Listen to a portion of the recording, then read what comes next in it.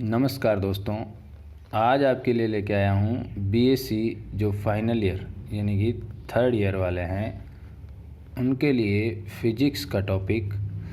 जो ये एक टॉपिक मैंने डाल रखा है क्वांटम यांत्रिकी एवं स्पेक्ट्रोस्कोपी, उसकी जो अभी फर्स्ट यूनिट ही चल रही है। अब उसका कुछ थोड़ा सा पार्ट रह गया है, आधा पार्ट तो मैंने डाल दिया है वीडियो बना के, अब थोड़ा सा पार्ट बाकी रह गया है, जिसमें अब अगला टॉपिक है उसका श्रोडिंगर तरंग समीकरण। श्रोडिंगर तरंग समीकरण व्युत्पन्न कीजिए। ये आपके बहुत बड़ा क्वेश्चन आता है 7.5 नंबर का, और सीधा सीधा 1 नंबर में भी आ जाता है कि श्रोडिंगर तरंग समीकरण लिखिए या क्या होती है। अब इसमें बता देता हूँ कि तरंग गति सिद्धांत व अनिश्चितता सिद्धांत के पश्चात इलेक्ट्रॉन की ऊर्जा व उसकी स्थिति को ज्ञात करने के लिए श्रोडिंगर ने जिस समीकरण को दिया उसे श्रोडिंगर समीकरण कहते हैं। इस उद्देश्य की पूर्ति के लिए श्रोडिंगर ने जिस परमाणु में उपस्थित इलेक्ट्रॉन की तुलना एक खींची गई डोरी में उत्पन्न अप्रगामी तरंगों से की है। अप्रगामी तरंग का मान साई बराबर a sin 2π/λ(x), जहाँ साई एक तरंग फलन एवं लैम्ब्डा उस तरंग की तरंग दैर्ध्य है। अवकलन कर दो। अवकलन करने पर x के सापेक्ष d(ψ/del(x), a साइन का तो आगे आएगा, एक गुणांक होता है जो अवकलन, और साइन का हो जाएगा कोस 2π/λ(x), पुनः अवकलन यानी बेर अवकलन कर दो एक बार करने पर किन्ने x के सापेक्ष, तो कहीं रह जाए del² बराबर माइनस आ जाए की बार, क्योंकि कोस रो वापस साइन माइनस a 2π/λ तो है जो बेर 2π/λ आ जाए, और साइन रो कहीं रह जाए कोस रो साइन λ(x), वो माइनस हटाएगा। ठीक है, अब इन पाँचों लिख दूँ मैं वापस। del²ψ/del(x² बराबर 2π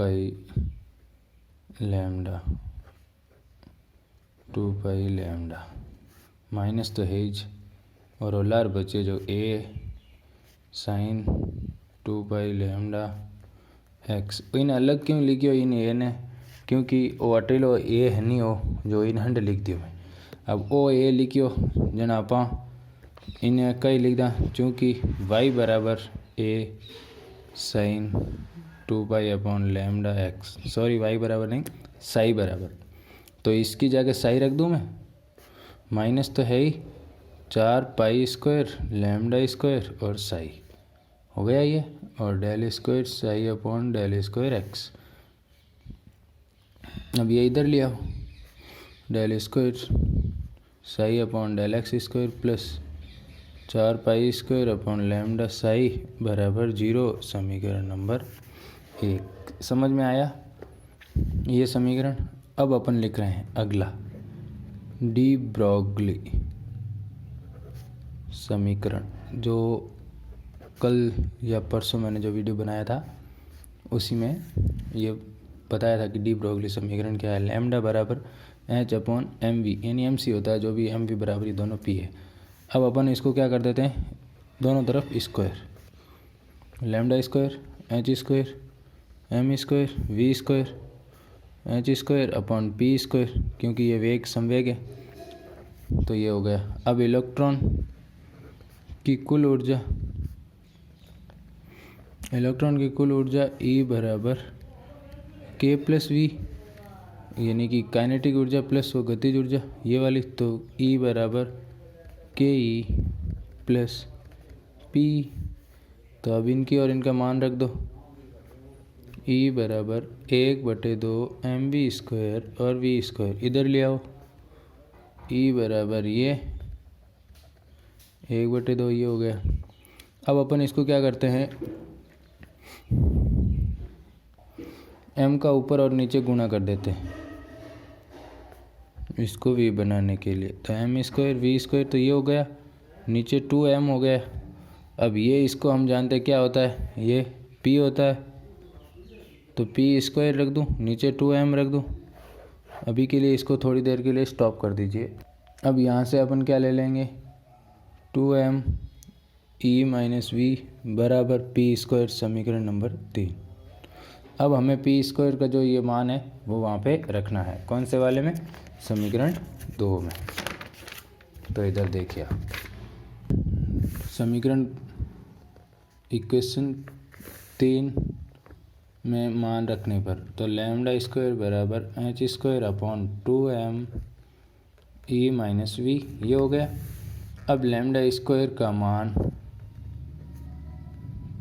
ये लैम्डा स्क्वायर का मान समीकरण 1 में रखना है, तो क्या हो जाएगा हमारा, del square psi upon del x square plus 4 pi square upon, क्योंकि ये लैम्डा में नीचे था तो ये ऊपर चला जाएगा, यानी लैम्डा एच स्क्वायर, इस लैम्डा की जगह सीधा सीधा रख देता हूँ H square 2m E minus V और साई बराबर 0। समझ में आया, ये उल्टा हो गया, लैम्डा स्क्वायर था ना यहाँ पे, जो ये सीधा उल्टा हो गया मान। अब इसको सॉल्व कर थोड़ा और कर देते हैं easy,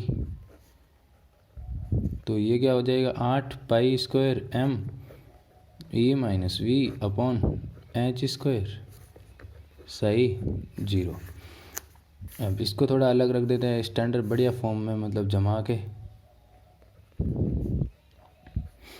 plus 4 pi square upon H square और 2m E minus V psi बराबर 0। एच नॉट बराबर H upon 2 pi, H not square बराबर H square upon 4 pi square. अब इसकी जगह एच नॉट रखना है, जिसमें से एच स्क्वायर ये वाला सीधा सीधा, अगर ये इसके नीचे आ जाए यहाँ पे तो ये इसकी जगह आ जाएगा, तो यानी नीचे आएगा एच नॉट, मान रखो वहाँ पे, प्लस 2m तो ऊपर है ही, नीचे एच नॉट स्क्वायर और साई और बराबर 0। अब समीकरण नंबर 4, अब अपन देखते हैं कि इक्वेशन 4 x दिशा में गतिशील इलेक्ट्रॉन के लिए श्रोडिंगर तरंग समीकरण है ये x। अब इसको हम तीनों दिशाओं में, y के लिए भी ले रहे हैं, z के लिए भी ले रहे हैं, तो पूरी जो हमारी टोटल क्या हो जाएगी उसकी, सीधा सीधा त्रिविमीय, यानी कि तीनों दिशाओं में इलेक्ट्रॉन के लिए क्या हो जाएगी, del square X upon del x square, del X वो del square psi upon del Y square, del square psi upon del Z square plus 2m H not square E minus V psi बराबर 0। समीकरण number 5। अब ये जो उपरोक्त समीकरण है, उपरोक्त समीकरण त्रिविमीय दिशाओं में इलेक्ट्रॉन के लिए, जो गतिशील इलेक्ट्रॉन है उसके लिए श्रोडिंगर समीकरण है।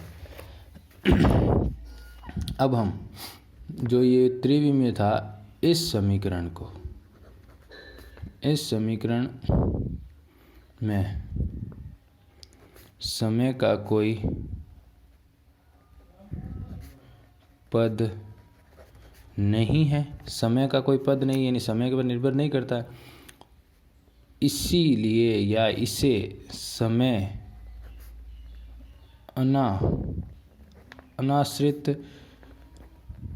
अनाश्रित श्रोडिंगर समीकरण कहते हैं।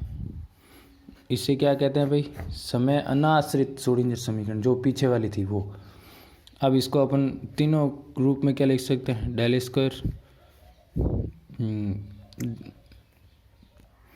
Square plus 2m upon H not square E minus V psi बराबर 0, जहाँ ये क्या है भाई? लाप्लास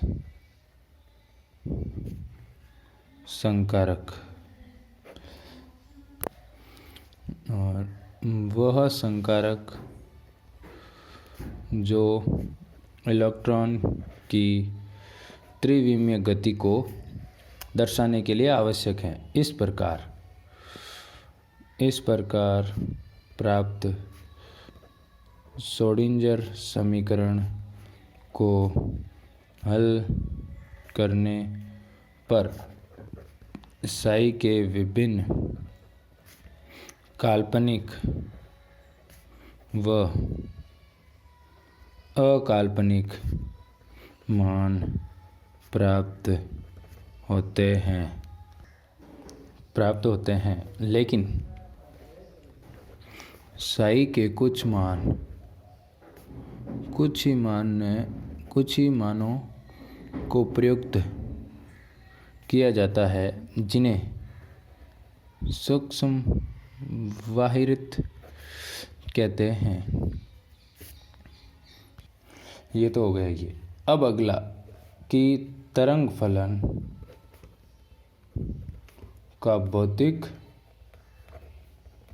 भौतिक निर्धारण, जो तरंग फलन है उसका भौतिक निर्धारण, या फिर इसको कह सकते हैं तरंग फलन का भौतिक महत्व। तरंग फलन का भौतिक महत्व।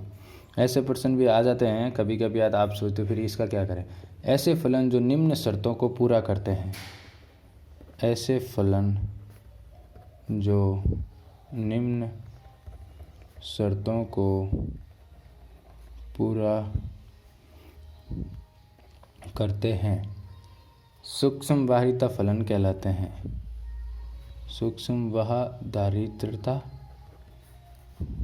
फलन कहलाते हैं, जिसमें पहली शर्त क्या है कि साई के ऐसे मान जो परिमित हो।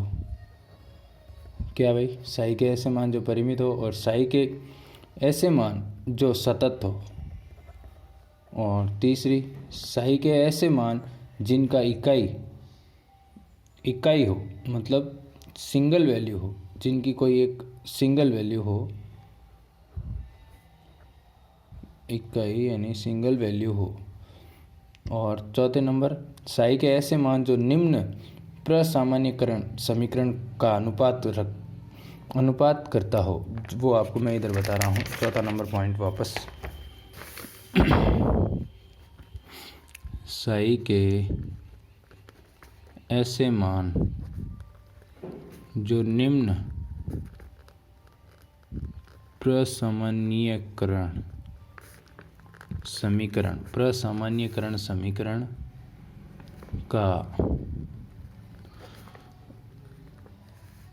अनुपालन करता हो। इंटीग्रेशन साई स्टार dr बराबर 1, इंटीग्रेशन साई स्क्वायर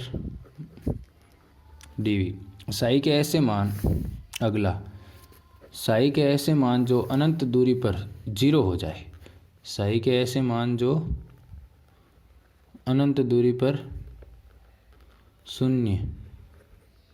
0 हो जाए।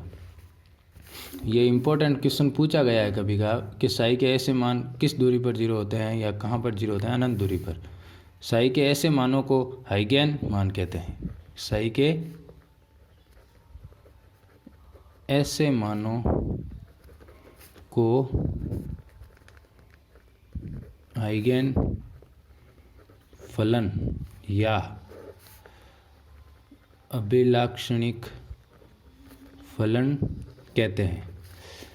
समझ में आया? जो अनंत दूरी पर 0 हो जाता है उसको हाइगेन फलन या अभिलाक्षणिक फलन कहते हैं। हर साई के जो साई के हर यानी हाइगेन तुल्य ऊर्जा हाइगेन मान कहलाता है। इन्हें हाइगेन मान कहते हैं। इन्हें बंटन फलन से भी जाना जाता है। अब जो हमारा आया अगला टॉपिक, ये तो हो गया इसके हाइगेन मान और हाइगेन फलन, जो इम्पोर्टेंट है ये भी बता दिया भौतिक तत्व इस समय। अब अपन देखते हैं कि साई व साई स्क्वायर की भौतिक विवेचना या भौतिक सार्थकता। अगला है साई, यह एक ऐसा तरंग फलन है। साई यह एक ऐसा तरंग फलन है जो नाभिक इलेक्ट्रॉन यानी अभ्र की दूरी को दर्शाता है, अर्थात इसे तरंग आयामी भी कहते हैं। इसे क्या कहते हैं भाई? तरंग आयामी भी कहते हैं।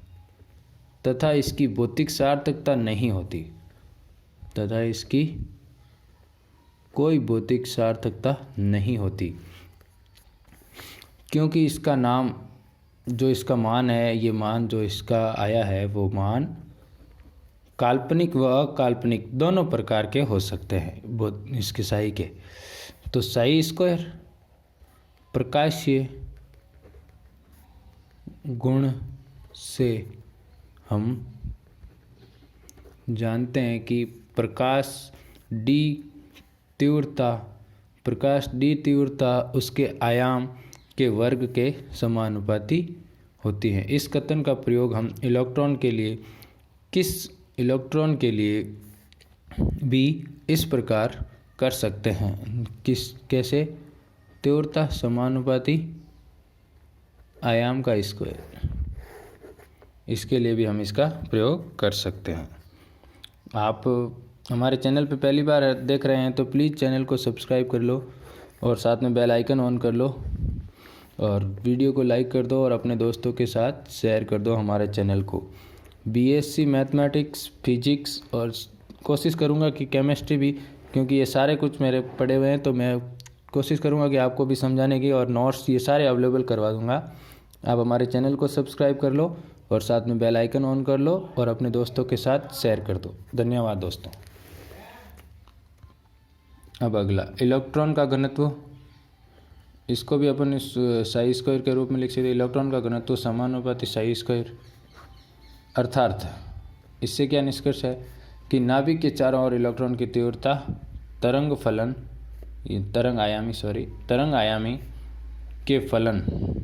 आयामी के फलन के वर्ग के समानुपाती होता है। अर्थात इस प्रकार साई स्क्वायर इलेक्ट्रॉन के घनत्व की जानकारी भी देता है।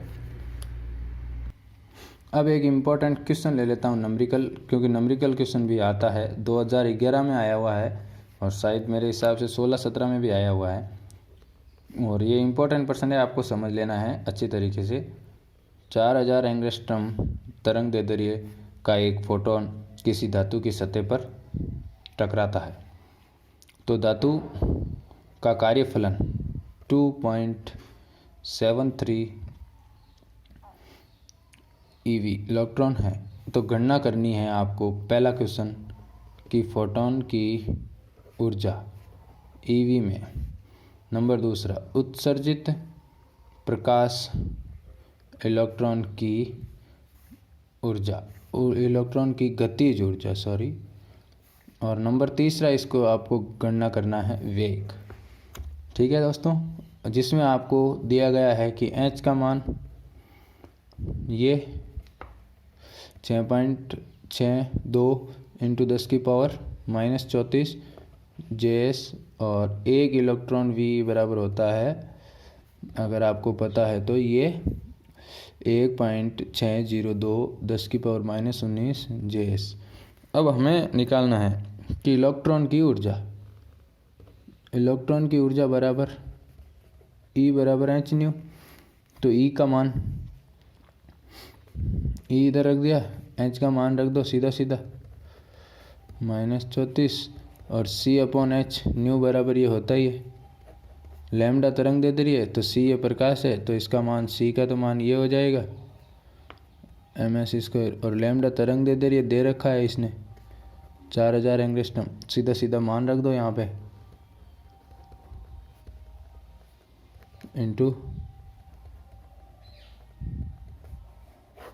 ms inverse 4000 into 10⁻⁻10 mm।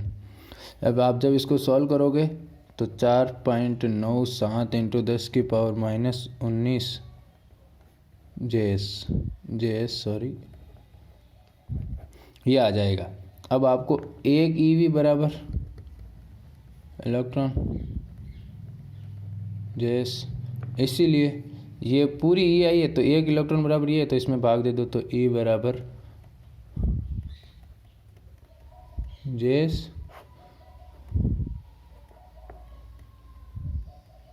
तो इसका कितना आ जाएगा 3.10 EV, ये इसकी इलेक्ट्रॉन की ऊर्जा आ गई। अब जो दूसरा क्वेश्चन था हमारे पास कि उत्सर्जित प्रकाश इलेक्ट्रॉन की गतिज ऊर्जा, उत्सर्जित प्रकाश दूसरा इसी का तो नंबरिकल था उसका पार्ट्स है, उत्सर्जित प्रकाश का इलेक्ट्रॉन की गतिज ऊर्जा। गतिज ऊर्जा क्या होती है,